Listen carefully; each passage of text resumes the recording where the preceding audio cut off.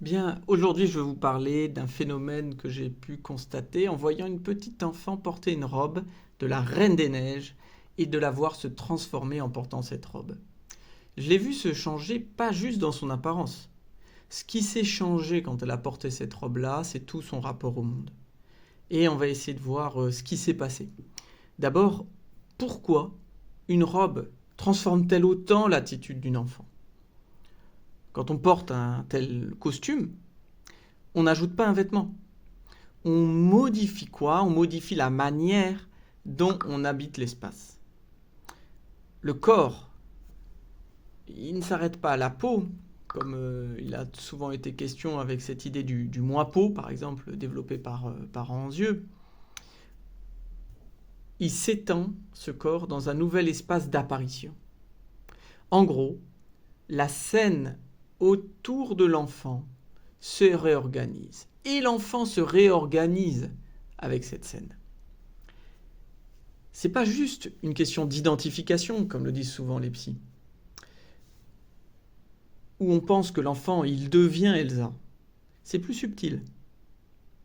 La robe ouvre un autre rapport au monde. L'espace autour semble changer.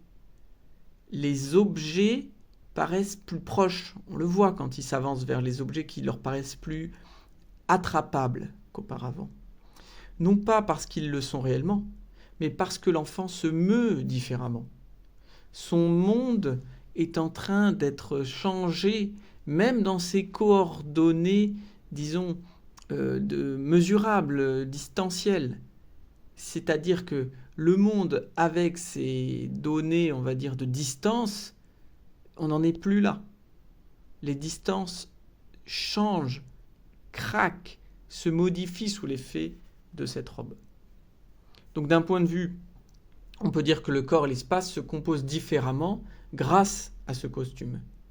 C'est pas juste un objet qu'on enfile, c'est une nouvelle façon de se lier, de construire le monde en se liant à lui. Donc ici, bien sûr, le toucher, les mouvements, les distances, tout est réorganisé. Et l'enfant se met à danser, parce que quand on la voit avec sa robe, elle se met à danser. Elle danse avec l'espace. Elle danse à travers l'espace. Et elle réinvente ses propres limites. Il y a aussi un point de vue analytique là-dedans. C'est-à-dire que l'enfant aussi convoque en faisant tout ça. C'est une convocation, cette danse, du grand autre. En portant la robe, l'enfant n'est pas juste elle-même, seule. Elle invite une autre figure, un autre regard, une autre présence symbolique qui est appelée pour lui répondre. Ce n'est pas seul que l'enfant porte cette robe et effectue toute cette chorégraphie. C'est pas qu'elle devient Elsa non plus. C'est que le monde entier change de tonalité. Elle a appelé un autre espace où exister et elle en attend des réponses. Il y a une confrontation également là-dedans. Donc en bref, c'est pas juste une petite fille qui joue à la princesse, ce qui serait une manière presque condescendante de voir cette affaire. C'est un corps qui découvre quoi? Un autre rapport au monde, parce que le monde se rapporte autrement.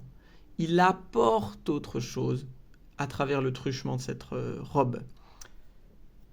Et ce corps est transformé par l'espace. Ce corps transforme l'espace en même temps. Et c'est là toute la magie. La robe d'Elsa, c'est pas juste un déguisement. C'est un outil qui fait danser le symbolique, qui réinvente la manière dont l'enfant habite son corps, son monde, comment il apparaît autrement.